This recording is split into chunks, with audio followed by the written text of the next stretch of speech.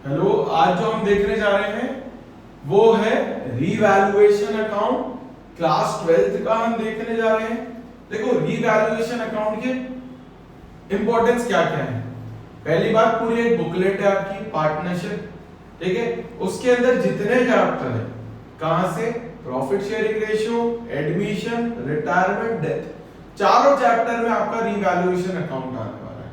तो revaluation account बहुत ज्यादा इंपॉर्टेंट है। प्लस अगर आप पार्टनरशिप को अप्रोच कर रहे हैं तो मेरा एक मानना है कि जब पेपर आएगा, आपको पता नहीं है पेपर के अंदर क्या आने वाला है। अब क्या आने का मतलब होता है, या तो जर्नल बेस्ड क्वेश्चन आएगा या तो अकाउंट्स बेस्ड क्वेश्चन आएगा। तो आप तैयारी दोनों की करो। आप किसी भी क्वेश्चन को अगर पार्टनरशिप के उठा रहे हो तो उसका सबसे पहले आपको जर्नल बनाना है, फिर लेजर की तरफ जाना है। बिना जर्नल बनाए लेजर की तरफ मत जाओ, क्योंकि क्वेश्चन ऐसा भी आ सकता है कि पूरा जर्नल बेस्ड क्वेश्चन है। तो आपको दोनों चीजें आनी चाहिए एक साथ करते हुए। जब आपको दोनों आ जाएगा तो कोई भी एक पार्ट आ जाए क्वेश्चन का, या तो अकाउंट बनाने के लिए या तो जर्नल बनाने के लिए, तो आप अच्छे तरीके से अप्रोच कर पाओगे। आज जो हम देखने जा रहे हैं वो रीवैल्यूएशन अकाउंट है। देखो, एक बेसिक से रीवैल्यूएशन अकाउंट क्यों बनता है, ठीक है। सबसे पहले हम बात करते हैं change in profit sharing ratio का। मतलब देखते हैं, बोला ए बी सी पार्टनर है, प्रॉफिट और लॉस शेयर कर रहे हैं। प्रॉफिट और लॉस का मतलब होता है कि जिसमें ये लोग प्रॉफिट का डिस्ट्रीब्यूशन करेंगे, लॉस का डिस्ट्रीब्यूशन करेंगे। बोलिए 2:2:1। देखो, हमने प्रीवियस वीडियो में देख चुका है कैसे प्लस करेंगे नीचे। 2 + 2 + 1 हो गया 5 5 5। अब देखो, बोल दिया न्यू रेशियो हो गया, बोल दिया इक्वली कर रहे हैं।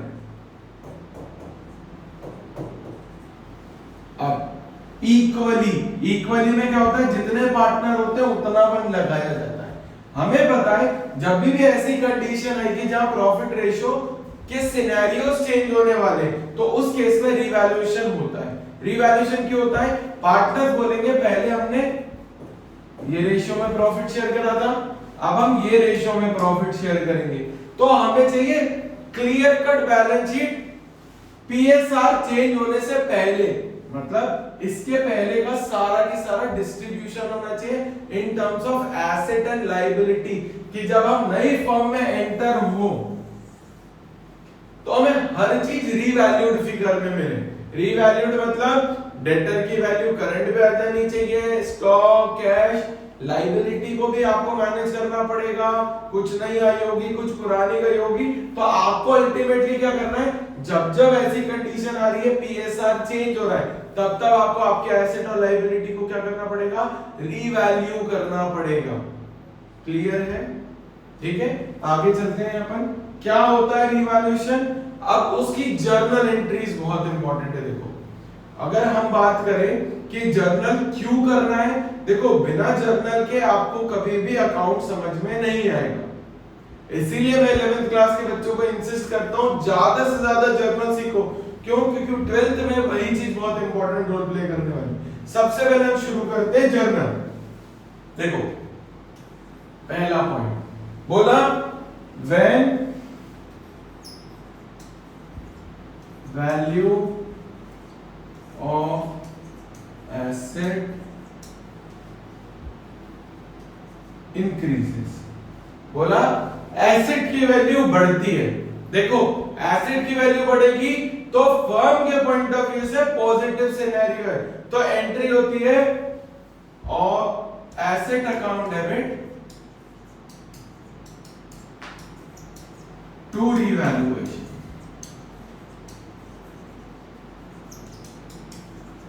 देखो, अब asset account debit to revaluation हम रीवैल्यूएशन में क्यों डाल रहे हैं, हम उतना ही फिगर डालेंगे जितना चेंज को रिप्रेजेंट कर रहा है। मान लो अगर एक था फिक्स्ड एसेट की वैल्यू 1 लाख थी, अब वो बोल दिया एप्रिशिएट हो गई, बोल दिया 1,20,000 रुपए। कितनी हो गई, 1,20,000। तो ये कितने के चेंज को रिप्रेजेंट कर रहा है, ये कर रहा है 20,000 के चेंज को रिप्रेजेंट। तो ये 20,000 का चेंज कहां जाएगा, इधर। क्लियर है, हाँ। अब देखो अगला देखते हैं, when liability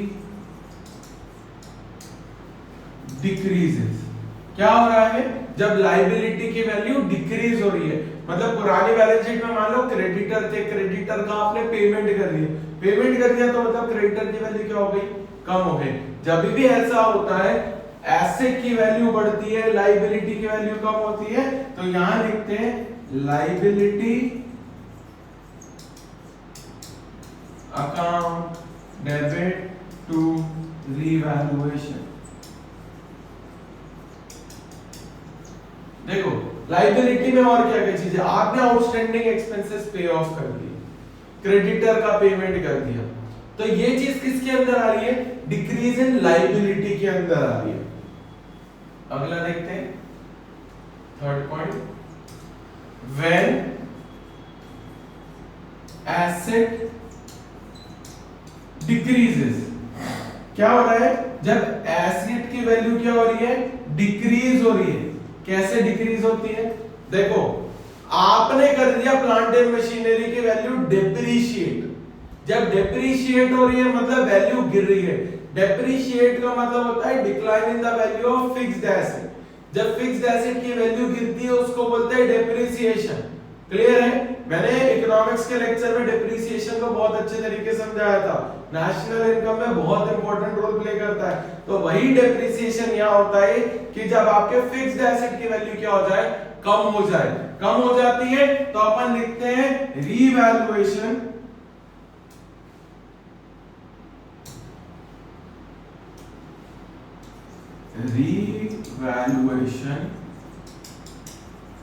account debit to asset. क्या करा हमने, अगर मान लो प्लांट एंड मशीनरी की वैल्यू डेप्रिशिएट हुई तो जितने अमाउंट से डेप्रिशिएट हो रही है सिर्फ आपको वही कंसीडर करना है। क्लियर है, अगला देखते हैं fourth, when liability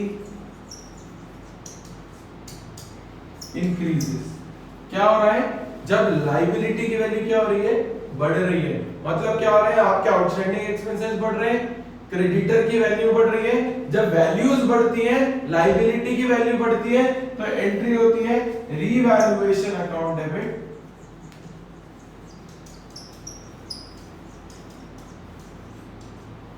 to liability.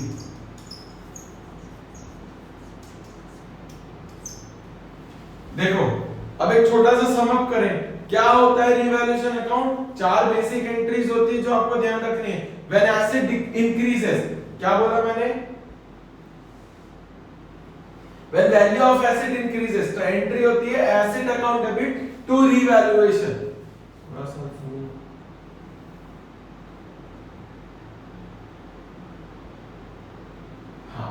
देखो क्या बोला, when value of asset increases तो एंट्री होती है asset account debit to revaluation. जब लायबिलिटी की वैल्यू कम होती है तो एंट्री होती है लायबिलिटी टू रिवैल्यूएशन। जब एसेट की वैल्यू कम होती है तो रिवैल्यूएशन टू एसेट, और जब लायबिलिटी की वैल्यू बढ़ती है तो रिवैल्यूएशन टू लायबिलिटी। ये ध्यान में रखना, अगर एसेट और लायबिलिटी में दो मेजर चीजें हैं जो आपको और ध्यान में रखनी है, वो है पहला अप टू बाय एट। देखो जब भी अप टू और टू लिखा हो तो डिफरेंस लेते हैं, बाय और एट लिया होता है तो डायरेक्ट वैल्यू लेते हैं। समझो, बोला land and building to be brought up to 60,000। मान लो बैलेंस शीट में लैंड एंड बिल्डिंग की वैल्यू देके रखी है 80,000, तो क्या करना है, आपको दिख रहा है आपकी वैल्यू 80,000 से आपको कहां तक लानी है, 60,000 तक। अगर क्वेश्चन में अप टू और टू दिया है तो आपको क्या लेना है, डिफरेंस, मतलब दोनों का डिफरेंस। 80,000 माइनस 60,000, तो अगर आप जब रिवैल्यूएशन में लिखोगे तो कितना लिखोगे, 20,000 की वैल्यू लिखोगे। कितने की लिखोगे, 20,000। जब भी अप टू और टू दिया होता है फिर बोला अगला कि land and building depreciated by 10%। मान लो लैंड और बिल्डिंग की वैल्यू 80,000 ही है, कितने से डेप्रिशिएट हो रही है? 10%। 80,000 का 10% होता है 8,000। और मैंने बोला है जब भी बाय और एट रहता है तो आपको क्या कंसीडर करना है? Direct value. तो मतलब आप कितना लिखोगे? 8,000 ही लिखोगे। क्लियर है? ठीक है, अगला चलते हैं, अकाउंट की तरफ चलते हैं। देखो रीवैल्यूएशन अकाउंट जो अभी हमने जर्नल देखा उसी से रिलेट करेगा। सबसे पहले देखते हैं, जब हमने एंट्रीज रिकॉल करते हैं सबसे पहले व्हेन एसेट इंक्रीजेस, तो हमने एंट्री क्या करी थी? Asset account debit to revaluation. मान लो किसी को लेजर बनाते ही नहीं आता तो ध्यान देना, रीवैल्यूएशन के अपोजिट में जहां-जहां लिखा है वहां डालना है। मतलब जैसे पहली एंट्री में लिखा था asset account debit to revaluation, तो यहां आएगा बाय एसेट, यहां इंक्रीज का साइन। क्लियर है? फिर बोल दिया लायबिलिटी डिक्रीजेस, तो आ जाएगा बाय लायबिलिटी डिक्रीजेस। ठीक है, फिर बोल दिया एसेट की वैल्यू बढ़ गई, सॉरी लायबिलिटी की वैल्यू बढ़ गई, तो एंट्री होती है रीवैल्यूएशन टू लायबिलिटी, लायबिलिटी बढ़ गई। फिर बोला क्या? एसेट की वैल्यू कम हो गई, रीवैल्यूएशन टू एसेट, यहां हो गया एसेट की वैल्यू कम। अब देखो सिंपल है, एसेट बढ़ता है तो बाय साइड, लायबिलिटी कम होती है तो बाय साइड, लायबिलिटी बढ़ती है तो टू साइड, एसेट कम होता है तो टू साइड। ये बहुत सिंपल है, फॉर्मेट याद रखना कि एसेट बढ़ेगा क्रेडिट साइड डालेंगे, एसेट कम होगा डेबिट साइड डालेंगे। क्लियर है? लायबिलिटी लायबिलिटी, एसेट एसेट, सिर्फ कम ज्यादा का फर्क है, और याद रखना अप टू और टू। क्लियर है? अब हम एक क्वेश्चन करके देखते हैं, उसके साथ अपन आगे चलते हैं, देखते हैं। चलो क्वेश्चन की तरफ देखो, बहुत इंपॉर्टेंट है रिवैल्यूएशन का, एक फुल फ्लेजेड क्वेश्चन है जिसमें हम देखने वाले एक एक चीज। देखो सबसे पहले बोला value of furniture is to be increase by 10,000। मैंने बोला है up to difference by at direct value. ठीक है, क्या बोला यहां? Value of furniture to be increase by, बढ़ रही है। जब भी बढ़ती है वैल्यू ऑफ फर्नीचर या एसेट तो एंट्री होती है asset account debit to revaluation, यहां होगी फर्नीचर अकाउंट डेबिट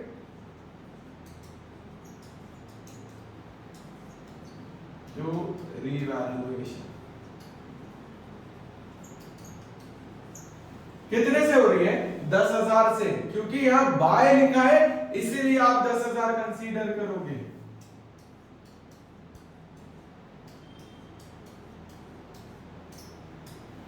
ठीक है, अगला बोला value of furniture is to be increase to, मैंने क्या बोला? टू में क्या लेते हैं? डिफरेंस लेते हैं। कितना बोला? बुक वैल्यू मतलब जितने पे आपने खरीदा था, मार्केट वैल्यू कितनी हो गई? 40,000। कितने से बढ़ गई? 20,000 से। तो एंट्री होगी फर्नीचर अकाउंट डेबिट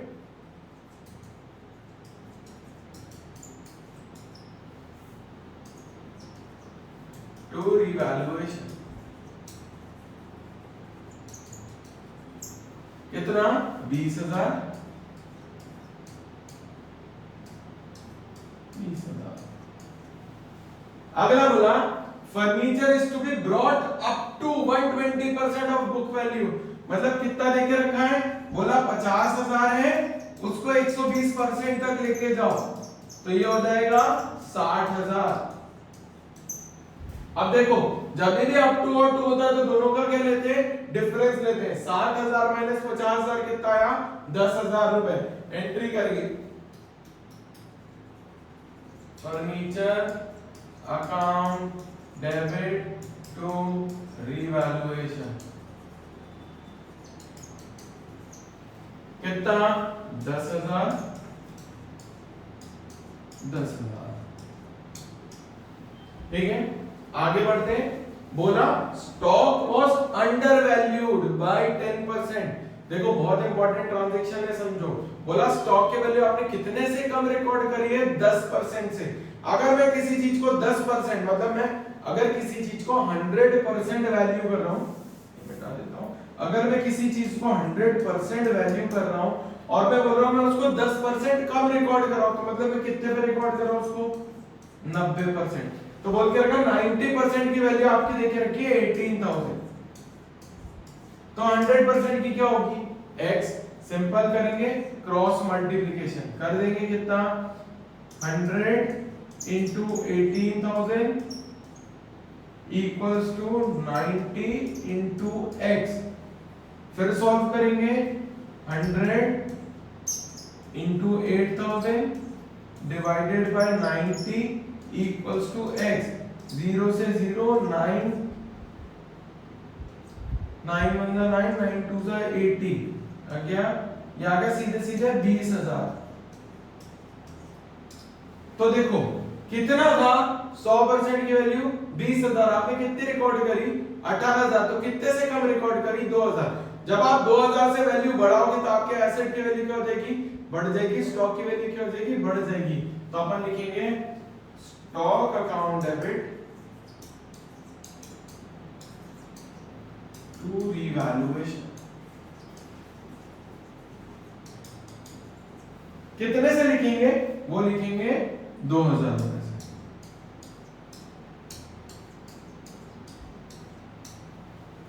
ठीक है, अगला बोला, ये स्क्रीनशॉट लेते चलना है ना, मैं क्योंकि रब करते चलूंगा।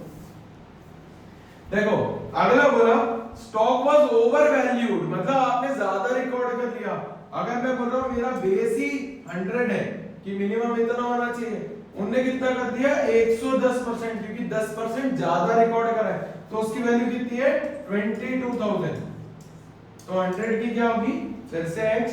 ठीक है, फिर से वही सेम प्रोसेस, क्रॉस मल्टीप्लिकेशन कर देंगे। 100 into 22,000 equals to 110 into x। तो कर देंगे 100 इंटू 22,000 डिवाइडेड बाय 110। 0 से 0 11 2 22। इसका भी आ रहा है 20,000। मतलब x की वैल्यू कितनी होनी चाहिए थी? 20,000। अब देखो 20,000 होनी थी, आपने कितना रिकॉर्ड कर दिया? 22,000। तो आपके एसेट की वैल्यू फालतू में बड़ी दिख रही, तो आपको उसको क्या कर देना है? कम। जब भी एसेट की वैल्यू कम होती है तो एंट्री होती है revaluation to asset.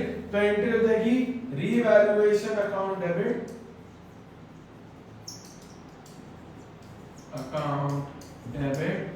To stock. कितना? 2,000 2,000। क्लियर होगा यहां तक? ठीक है, अगला देखते हैं। बोला market value of computer is 25, book value is 20,000। मतलब कंप्यूटर की वैल्यू कितनी होती? 20,000 थी, कितनी हो गई? 25,000। कितने से बढ़ गई? 5,000 से। 5,000 से बढ़ गई तो एंट्री होगी कंप्यूटर अकाउंट डेबिट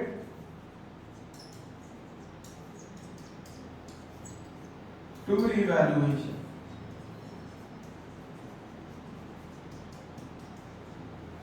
कितना आ जाएगा? 5,000।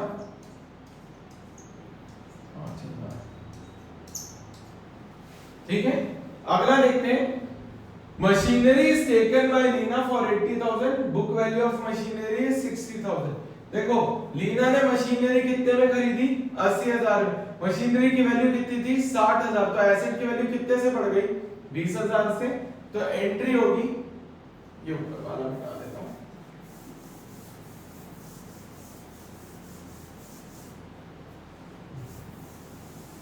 देखो एंट्री कितने से होगी? एंट्री होगी मशीनरी अकाउंट डेबिट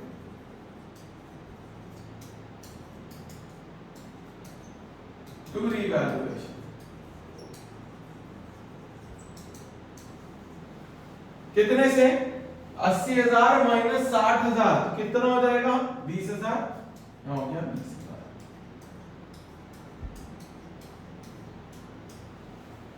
ठीक है। अब एसेट किसने लिया है? लीना ने। लीना क्या हो गया? रिसीवर। तो एक बार एंट्री कर दो, एंट्री हो जाएगी Leena account debit to machinery 80,000 80,000। ये क्यों इंपॉर्टेंट है ये एंट्री करना? जब आप पार्टनर्स कैपिटल अकाउंट बनाओगे और आप लीना को, अगर मान लो लीना पार्टनर है, तो उसमें रिकॉर्ड करने के काम में आ जाता है। क्लियर है? ठीक है, आगे देखते हैं अपन फिर से अगला क्वेश्चन देखते हैं। तो ये पूरा मिटा ले रहा हूं, स्क्रीनशॉट ले चुके हो, कैसे समझ रहा हूं मैं?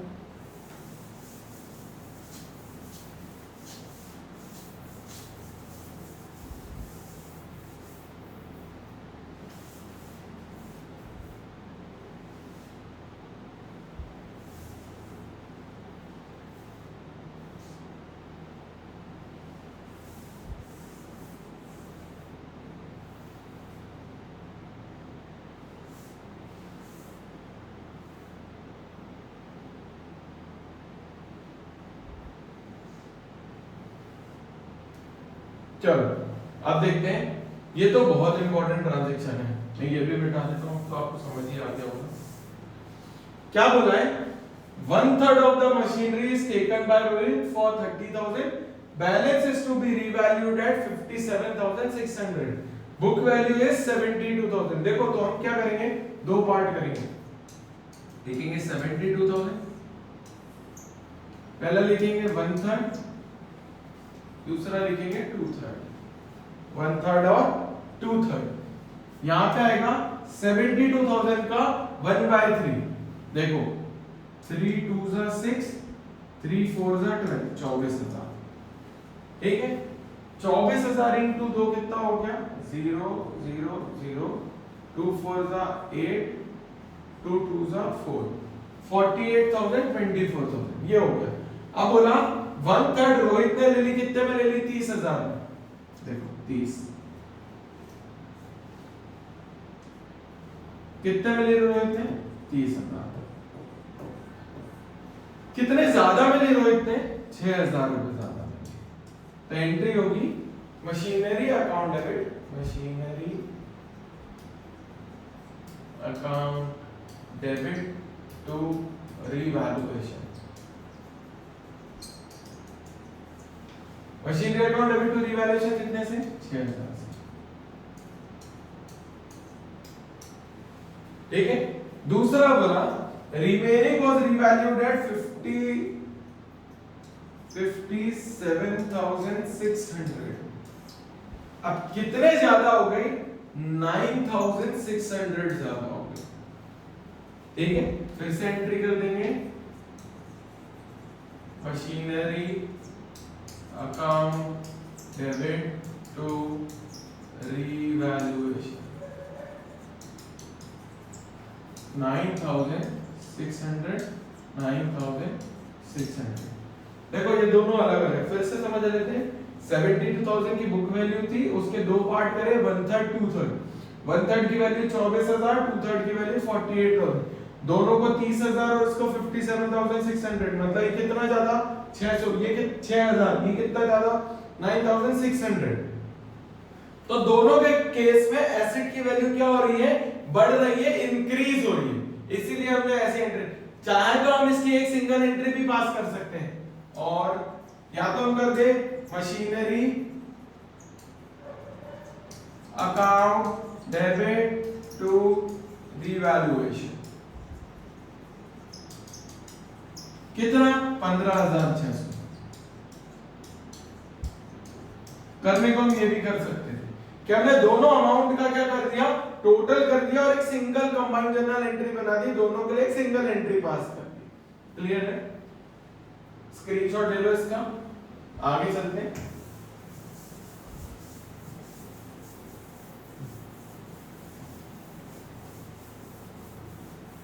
आगे देखते हैं। बोला out of an insurance premium which was debited in profit and loss 5,000 to be carry forward next year as prepaid expense। मतलब पिछले साल करा था, अगले साल कैरी फॉरवर्ड कर रहे हैं, वो भी प्रीपेड एक्सपेंसेस के नाम। याद रखना प्रीपेड एक्सपेंसेस हमारे करंट एसेट होते हैं, एसेट की वैल्यू क्या हो रही है? बढ़ रही है। तो एंट्री हो जाएगी प्रीपेड इंश्योरेंस अकाउंट डेबिट,